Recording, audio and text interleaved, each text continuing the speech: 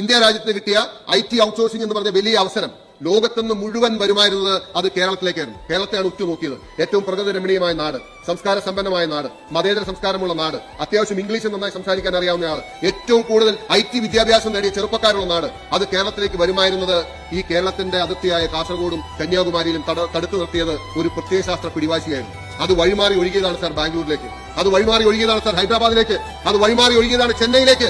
ഇന്ന് 10 വർഷം മുമ്പ് നമ്മൾ കണ്ട ബാംഗ്ലൂർ അല്ല ഇന്നത്തെ ബാംഗ്ലൂർ, ഹൈദരാബാദ് അല്ല ഇന്ന്. ഹൈദരാബാദിൽ എത്ര നാളത്തെ ഹിസ്റ്ററി ഉണ്ട്. But they have grown leap and bound. How? അവർ എക്കണോമിക് ഗ്രോത്തിന് വേണ്ടി നിന്നു. നമ്മൾ പലപ്പോഴും എല്ലാ അവസരങ്ങളും തുലച്ച് നമ്മൾ ഈ പ്രത്യയശാസ്ത്ര പിടിവാശി കൊണ്ട്, അതുകൊണ്ട് ഇവിടുത്തെ ചെറുപ്പക്കാര് they are socially frustrated, they are economically frustrated, they are politically frustrated. നമ്മൾ ഡിസ്കസ് ചെയ്യാൻ ഡിബേറ്റ് ചെയ്യുന്ന കാര്യങ്ങൾ എന്താണ് സർ?